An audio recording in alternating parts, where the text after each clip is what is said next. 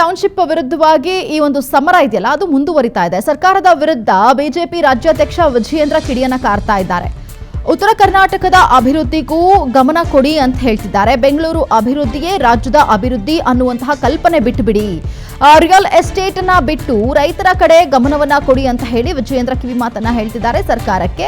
ಈ ಹಿಂದೆ ಕೂಡ ಹೋರಾಟ ಮಾಡ್ತಿದ್ದಂತಹ ಸಾಕಷ್ಟು ರೈತರುಗಳು, ಹೋರಾಟಗಾರರು ಹೇಳಿದ್ರು, ಈ ಬಿಡದಿ ಟೌನ್ಶಿಪ್ ಅನ್ನ ಬಿಡದಿಯಲ್ಲಿ ಮಾಡುವುದನ್ನ ಬಿಟ್ಟು ಉತ್ತರ ಕರ್ನಾಟಕದ ಭಾಗದಲ್ಲಿ ಯಾಕೆ ಮಾಡಬಾರ್ದು, ಅಲ್ಲಿ ಅಭಿವೃದ್ಧಿ ಅವಶ್ಯಕತೆ ಇರೋದು ಅಂತ ಹೇಳಿ ವಿಜಯೇಂದ್ರ ಅವರು ಅದೇ ಮಾತನ್ನ ಈಗ ಪ್ರಸ್ತಾಪ ಮಾಡ್ತಿದ್ದಾರೆ. ಮುಖ್ಯಮಂತ್ರಿಗಳು ರೈತರ ಮೇಲೆ ಕೇಸನ್ನ ದಾಖಲು ಮಾಡಿ ಅವ್ರನ್ನ ಬೆದರಿಸಿ ಹೆದರಿಸಿ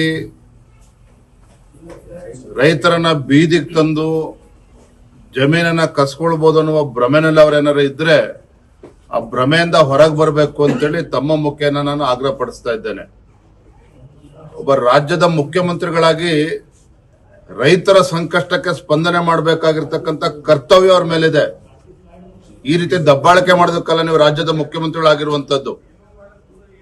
ಹಾಗಾಗಿ ಈಗಲೂ ಕೂಡ ಕಾಲ ಮಿಂಚಿಲ್ಲ, ಜನ ಬೀದಿಗಿಳಿದಾಗಿದೆ. ಇವತ್ತು ಬಿಡದಿ ವಿಚಾರದಲ್ಲಿ ಟೌನ್ಶಿಪ್ ಬಗ್ಗೆ ತಲೆ ಕೆಡಿಸ್ಕೊಳ್ದೇನೆ ಉತ್ತರ ಕರ್ನಾಟಕದ ಅಭಿವೃದ್ಧಿ ಬಗ್ಗೆ ತಲೆ ಕೆಡಿಸ್ಕೊಳ್ಳಿ.